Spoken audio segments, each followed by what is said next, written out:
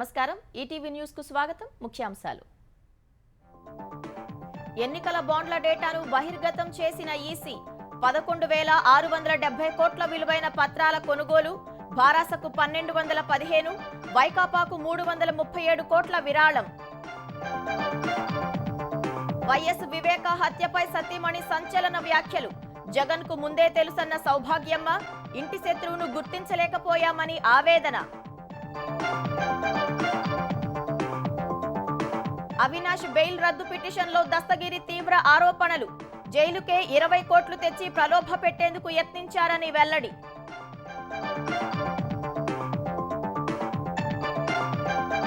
అమరావతిపై కక్షపూరిత చర్యలు కొనసాగింపు గ్రామాల్లో భూసేకరణ ప్రకటన వెనక్కి తీసుకున్న జగన్ సర్కార్ రాజధాని మాస్టర్ ప్లాన్ చిన్నాభిన్నం చేసే ఎత్తుగడ తెలంగాణలో 100 రోజులు పూర్తి చేసుకున్న కాంగ్రెస్ సర్కార్ ప్రగతి నివేదిక విడుదల చేసిన ప్రభుత్వం 5 హామీలు అమలు చేసినట్లు వెల్లడి నేడు తెలంగాణకు ప్రధాని మోదీ మల్కాజ్గిరిలో గంటపాటు భారీ రోడ్ షో రేపు నాగర్ కర్నూల్లో బహిరంగ సభ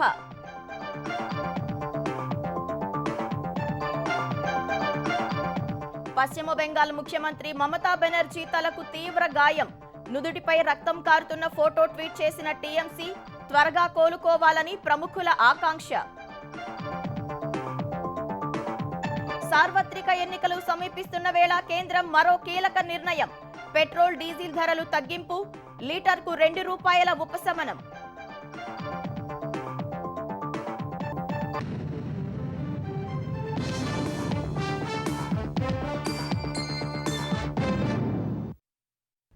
ఎన్నికల బాండ్ల డేటాను ఎన్నికల సంఘం బహిర్గతం చేసింది సుప్రీంకోర్టు ఆదేశాల మేరకు ఎస్బీఐ సమర్పించిన వివరాలను ఈసీ తన వెబ్సైట్లో పెట్టింది డేటాను 2 భాగాలుగా పేర్కొన్న ఈసీ 337 పేజీల సమాచారాన్ని వెబ్సైట్లో ఉంచింది 11,671 కోట్ల విలువైన బాండ్లను వివిధ సంస్థలు వ్యక్తులు కొనుగోలు చేసినట్లు ఈ డేటా ద్వారా వెల్లడైంది ఏ సంస్థ ఏ రాజకీయ పార్టీకి విరాళాలు ఇచ్చిందన్న వివరాలను ఇందులో పొందుపరచలేదు దానికి 3 నెలల సమయం పడుతుందని ఎస్బీఐ వెల్లడించింది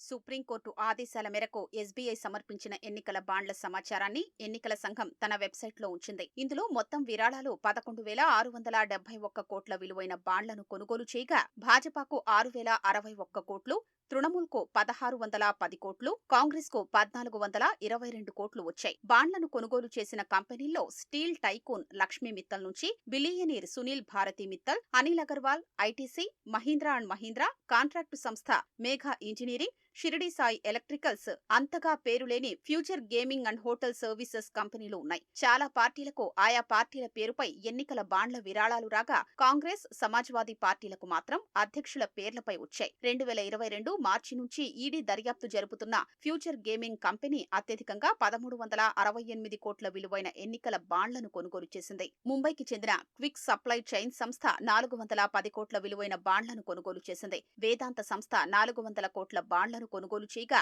హల్దియా ఎనర్జీ సంస్థ 377 కోట్ల విలువైన బాండ్లను కొనుగోలు చేసింది గాజియాబాద్ కేంద్రంగా పనిచేసే యశోదా సూపర్ స్పెషాలిటీ హాస్పిటల్ 162 కోట్ల విలువైన బాండ్లను కొనుగోలు చేసింది లక్ష్మీ మిత్తల్ తన సొంత డబ్బు 35 కోట్లతో బాండ్లు కొనగా ఆయన కంపెనీలు మరో 247 కోట్ల విలువైన బాండ్లను కొన్నాయి కిరణ్ మజుందార్ షా వరుణ్ గుప్తా బీకే గోయంకా జైనేంద్ర షా మోనికా వ్యక్తిగతంగా బాండ్లు కొన్నారు 10 లక్షల విలువైన బాండ్లను 4,620 మంది లక్ష విలువైన బాండ్లను 2,228 మంది కొనుగోలు చేశారు SpiceJet IndiGo Grasim Industries Megha Engineering Piramal Enterprises Torrent Power Bharti Airtel DLF Commercial Developers Jindal Group Ceat Tyres doctor Reddy's Laboratories సహా చాలా కంపెనీలు బాండ్లు కొనుగోలు చేశాయి Bhajapa Congress AIADMK Bharasa Shivsena Telugudesam Vaikapa DMK Janasena సహా చాలా పార్టీలకు బాండ్లొచ్చాయి 22,217 బాండ్లను కంపెనీ కొనుగోలు చేసినట్లు ఎస్బీఐ తెలిపింది వీటిని 2019 ఏప్రిల్ 1 2024 ఫిబ్రవరి 15వ తేదీ మధ్య కంపెనీలు కొనుగోలు చేశాయి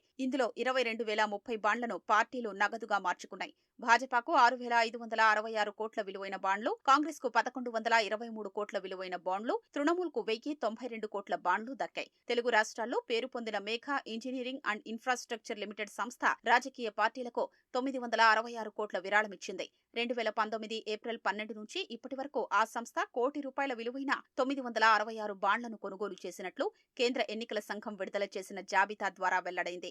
షిరిడి సాయి ఎలక్ట్రికల్స్ లిమిటెడ్ ఈ ఏడాది జనవరి 11వ తేదీన ఒక్కరోజే కోటి విలువైన 40 బాండ్లను కొనుగోలు చేసి 40 కోట్ల విరాళమిచ్చింది. ఎన్నికల బాండ్ల రూపంలో ఆంధ్రప్రదేశ్లో అత్యధిక విరాళాలు అందిన పార్టీల్లో వైకాపా అగ్రస్థానంలో ఉంది. ఆ పార్టీకి ఇప్పటిదాకా 337 కోట్లు అందగా తెలుగుదేశానికి 219 కోట్లు, జనసేనకు 21 కోట్లు వచ్చాయి. తెలంగాణలో భారాసాకు 1,215 కోట్ల విరాళాలు అందాయి. మరోవైపు ఎన్నికల బాండ్లపై నేడు ఎన్నికల సంఘం దరఖాస్తుపై సుప్రీంకోర్టు విచారణ జరపనుంది. రాజకీయ విభేదాలతోనే వైఎస్ వివేకానందరెడ్డిని హత్య చేశారని వివేకా సతీమణి సౌభాగ్యమ్మ ఆరోపించారు. వివేకా హంతకులను సీఎం జగన్ కాపాడుతున్నారనే అనుమానాలు బలంగా ఉన్నాయన్న సౌభాగ్యమ్మ చివరకు న్యాయమే గెలుస్తుందని ధీమా వ్యక్తం చేశారు. వచ్చే ఎన్నికల్లోనైనా ఆంధ్రప్రదేశ్కు మంచి నాయకుడు రావాలని ఆకాంక్షించారు. ఇంటి శత్రువును ఆలస్యంగా గుర్తించామన్న సౌభాగ్యమ్మ వివేకా హత్య గురించి జగన్కు ముందే తెలిసినా ఎందుకు రాలేదని ప్రశ్నించారు. జగన్కు ఓటయ్యొద్దని ఆమె కూడా పిలుపునిచ్చారు. ఏపీలో అరాచక పాలన సాగుతోందన్న వివేకా సతీమణి వివేకా హత్య విషయం జగన్కు ముందే ఎలా తెలుసని ప్రశ్నించారు. వివేకా హత్య కేసులో పోరాడుతున్న సునీతకు అండగా ఉండాల్సింది పోయి అడ్డుపుల్లలు వేశారని మండిపడ్డారు.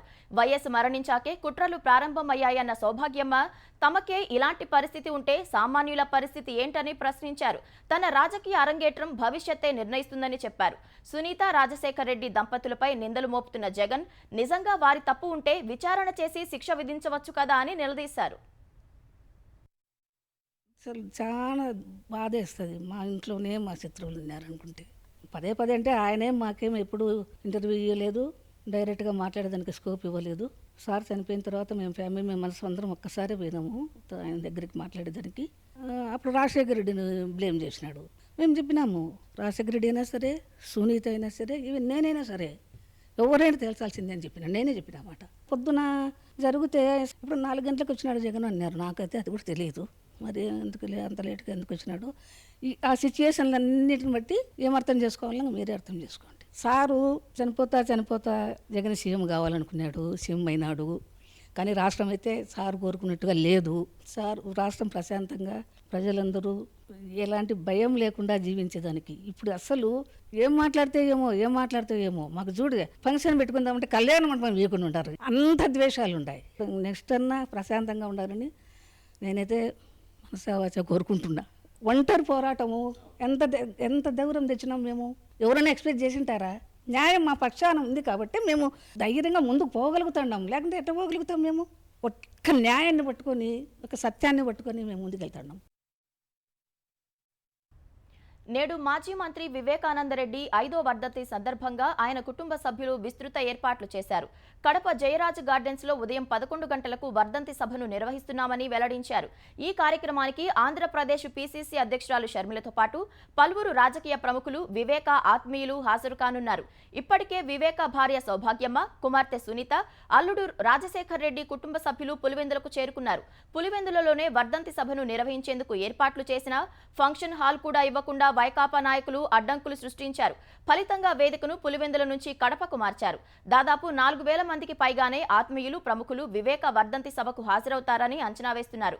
వివేకా వర్ధంతి సందర్భంగా సునీత కీలకమైన ప్రసంగం చేసే అవకాశం ఉందని తెలుస్తోంది. ఇప్పటికే షర్మిల, సునీత జనవరి 29న ఇడుపులపాయలో 2 గంటల పాటు జరిగిన భేటీలో రాజకీయ అంశాలు చర్చించినట్లు సమాచారం. మాజీ మంత్రి వివేకా హత్య కేసులో నిందితుడైన ఎంపీ అవినాష్ రెడ్డి బెయిల్ను రద్దు చేయాలని కోరుతూ అప్రూవర్ దస్తగిరి తెలంగాణ హైకోర్టులో పిటిషన్ దాఖలు చేశారు. సాక్ష్యాలను తారుమారు చేయరాదన్న బెయిల్ షరతును అవినాష్ రెడ్డి ఉల్లంఘించారని పిటిషన్లో పేర్కొన్నారు.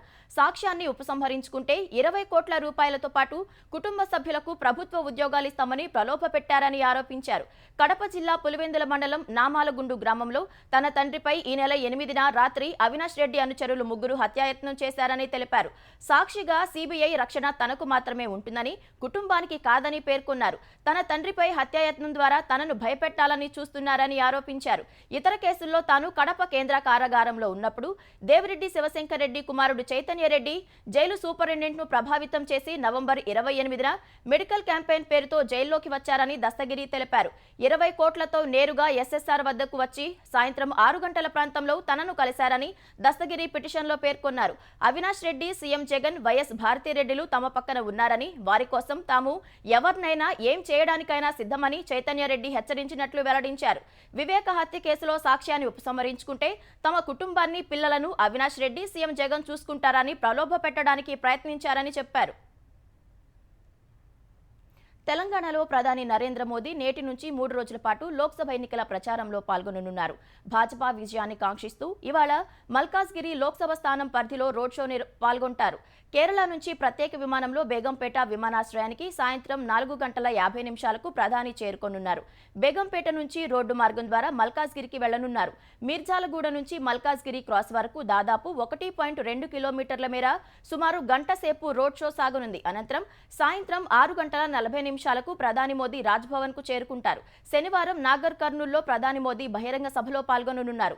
నాగర్ కర్నూల్, మహబూబ్ నగర్, నల్గొండ లోక్సభ స్థానాలు లక్ష్యంగా ఈ సభ జరగనుంది. తెలంగాణకు కేంద్రం చేసిన సహాయాన్ని అంకెలతో సహా ప్రజలకు ప్రధాని వివరించనున్నారు. కరీంనగర్, పెద్దపల్లి, నిజామాబాద్ లోక్సభ స్థానాలే లక్ష్యంగా ఈ నెల 18న జగిత్యాలలో నిర్వహించే బహిరంగ సభలో ప్రధాని మోదీ పాల్గొంటారు. తెలుగుదేశం అధినేత చంద్రబాబు ప్రధాని నరేంద్ర మోదీని నేడో రేపో కలిసే అవకాశం ఉంది. తెలంగాణలో 2 రోజుల పర్యటనలో భాగంగా ప్రధాని నేడు హైదరాబాద్ రానుండటంతో చంద్రబాబు ఇవాళ హైదరాబాద్ రానున్నారు. ఇవాళ లేదా రేపు చంద్రబాబు మోదీని కలిసే అవకాశం ఉన్నట్లు తెలుస్తోంది. భాజపాతో పొత్తుకు సంబంధించి ఆ పార్టీ అగ్రనేతలు అమిత్ షా, జేపీ నడ్డాలను పలుమార్లు చంద్రబాబు కలవగా మోదీని కలవనుండటం ఇదే తొలిసారి. 5 ఏళ్ల పాటు ఎలాంటి అభివృద్ధి పనులు చేపట్టకుండా అమరావతిని అడవిలా మార్చేసిన వైకాపా ప్రభుత్వానికి ఇంకా రాజధాని ప్రాంతంపై కసి చావలేదు. ఇప్పటికే పరిహారం మంజూరైన రోడ్లకు కేటాయించిన భూములను సేకరణ నుంచి ఉపసంహరించేందుకు పన్నాగం పన్నుతోంది. రాజధాని బృహత్ ప్రణాళికను చిన్నాభిన్నం చేసేందుకు ఎత్తుగడ వేస్తోంది.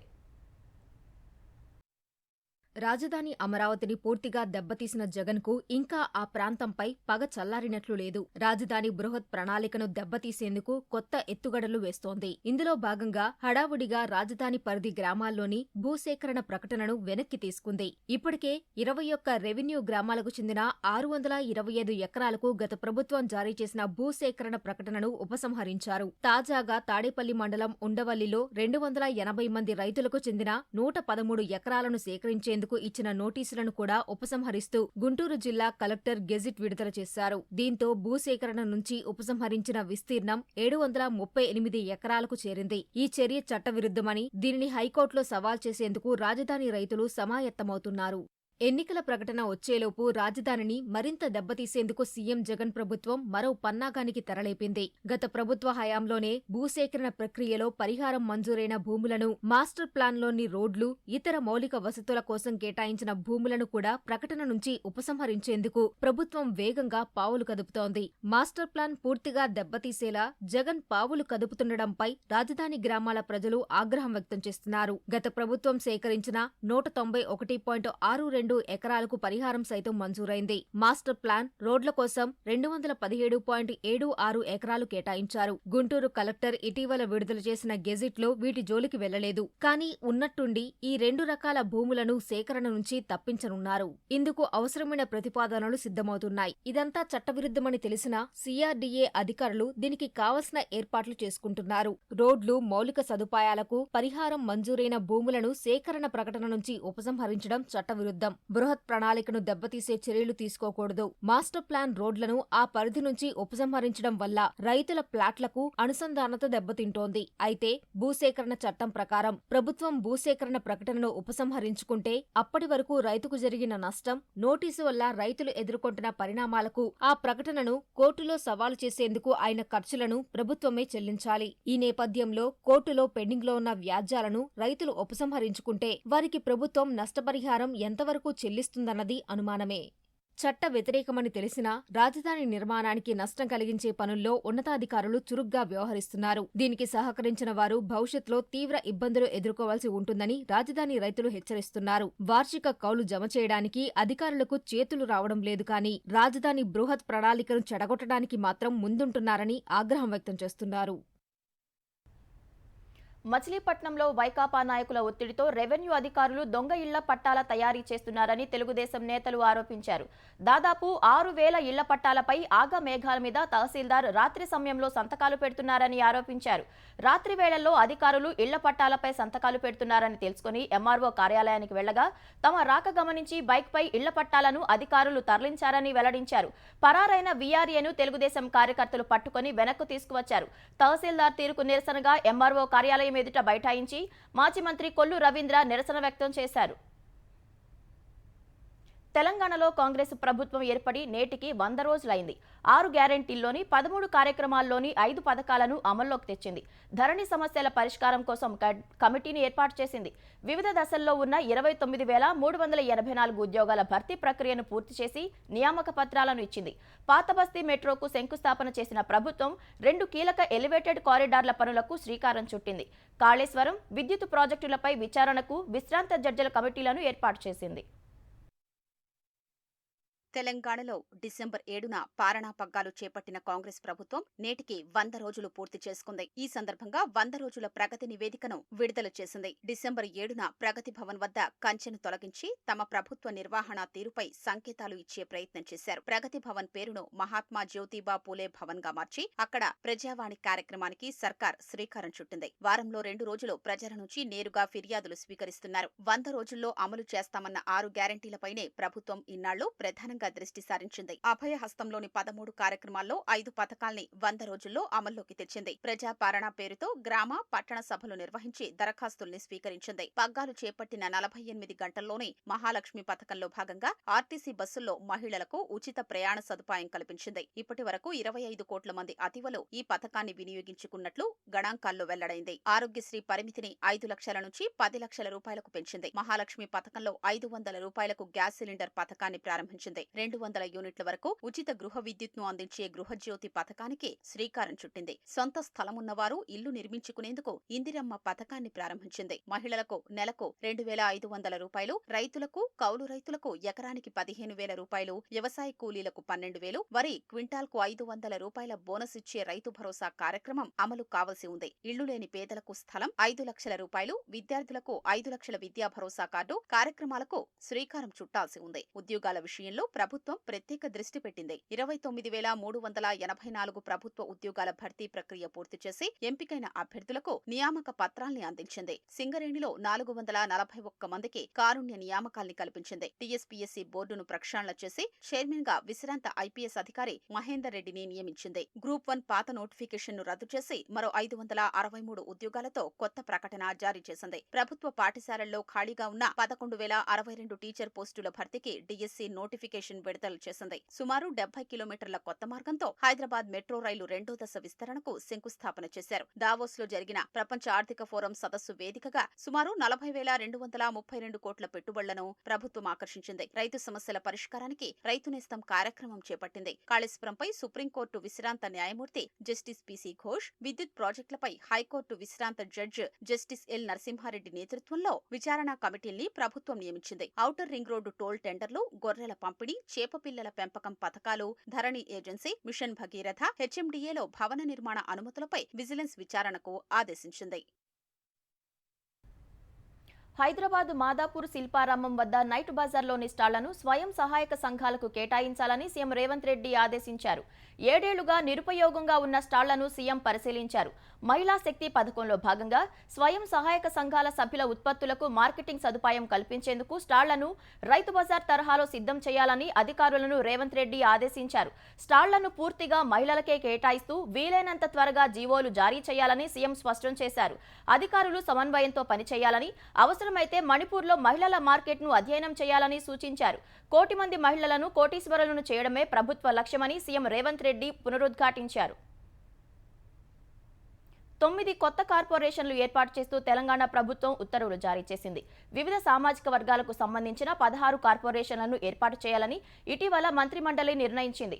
అందులో భాగంగా బీసీ సంక్షేమ శాఖ పరిధిలోని 9 కార్పొరేషన్లు ఏర్పాటు చేస్తూ ప్రభుత్వం జీవోలు జారీ చేసింది. యాదవ, ముదిరాజ్, మున్నూరు కాపు, పద్మశాలి, గంగపుత్ర, మేరా లింగాయత్, పెరిక, ఈబీసీ కార్పొరేషన్లు ఏర్పాటయ్యాయి. స్వయం సహాయక సంఘాల సభ్యులకు 10 లక్షల రూపాయల ప్రమాద బీమా, స్వయం సహాయక సంఘాలకు రుణ బీమా కల్పిస్తూ తెలంగాణ ప్రభుత్వం 2 వేర్వేరు ఉత్తర్వులు జారీ చేసింది. శ్రీనిధి పరపతి సహకార సమాఖ్య ద్వారా బీమా కార్యక్రమం అమలు కానుంది. ప్రముఖ బీమా సంస్థ ద్వారా తక్కువ ప్రీమియంతో బీమా అమలు చేయాలని శ్రీనిధి ఫెడరేషన్ కు ప్రభుత్వం తెలిపింది. విధి విధానాలను వెంటనే విడుదల చేయాలని ఆదేశించింది. మహిళా స్వయం సహాయక సంఘాలు తీసుకునే 2 లక్షల రూపాయల వరకు రుణాలకు బీమా రిస్క్ కవరేజ్ కోసం శ్రీనిధి సమాఖ్యకు ప్రభుత్వం 50,41,00,00,000 రూపాయలు విడుదల చేసింది. తృణమూల్ కాంగ్రెస్ అధ్యక్షురాలు పశ్చిమ బెంగాల్ ముఖ్యమంత్రి మమతా బెనర్జీ గాయపడ్డారు. కోల్కతాలో కాశీఘాట్లో ఉన్న తన నివాసంలో మమతా కింద పడ్డారని, ఆమె నుదుటికి తీవ్ర గాయం అయిందని ఆ పార్టీ వర్గాలు సామాజిక మాధ్యమం ఎక్స్లో వెల్లడించాయి. మమతా నుదుటి నుంచి రక్తం కారుతున్న ఫోటోను పోస్టు చేశాయి. ఆమెను వెంటనే ఎస్ఎస్కేఎం ప్రభుత్వ ఆసుపత్రిలో చేర్పించినట్లు పేర్కొన్నాయి. మమతకు వైద్యులు పరీక్షలు నిర్వహించి గాయానికి కుట్లు వేశారని, ఆరోగ్య పరిస్థితి నిలకడగా ఉండటంతో డిశ్చార్జ్ చేసినట్లు తెలిపాయి. మమతా బెనర్జీ గాయం నుంచి త్వరగా కోలుకోవాలని పలువురు ప్రముఖులు ఆకాంక్షించారు. మమతా గురించి ఆరా తీసిన ఉపరాష్ట్రపతి జగదీప్ ధన్కడ్ ఆమె త్వరగా కోలుకోవాలని ప్రార్థించారు. మమతా త్వరగా కోలుకోవాలని ప్రధాని మోదీ ఆకాంక్షించారు. మమతా త్వరగా కోలుకొని మళ్లీ ప్రజాక్షేత్రంలోకి రావాలని కాంగ్రెస్ అధ్యక్షుడు మల్లికార్జున ఖర్గే, రాహుల్ గాంధీ ప్రార్థించారు. మమతా బెనర్జీ గాయం తనను షాకు గురి చేసిందని ఢిల్లీ ముఖ్యమంత్రి అరవింద్ కేజ్రీవాల్ పేర్కొన్నారు. ఆమె త్వరగా కోలుకోవాలని ప్రార్థిస్తున్నట్లు సామాజిక మాధ్యమం ఎక్స్లో పోస్టు చేశారు. మమతా బెనర్జీ చిత్రాలను చూస్తే చాలా బాధగా ఉందని పీడీపీ చీఫ్ మెహబూబా ముఫ్తీ తెలిపారు. మమతా దీదీకి గాయమైందని తెలిసి ఆందోళన చెందామని national conference chairperson Omar Abdullah ఎక్స్లో పోస్టు చేశారు. లోక్సభ ఎన్నికలు సమీపిస్తున్న వేళ కేంద్ర ప్రభుత్వం కీలక నిర్ణయం తీసుకుంది. దేశవ్యాప్తంగా అధిక ఇంధన ధరలతో అవస్థలు పడుతున్న వాహనదారులకు కాస్త ఉపశమనం కలిగించే ప్రకటన చేసింది. పెట్రోల్, డీజిళ్లపై లీటర్కు ₹2 చొప్పున తగ్గిస్తున్నట్లు తెలిపింది.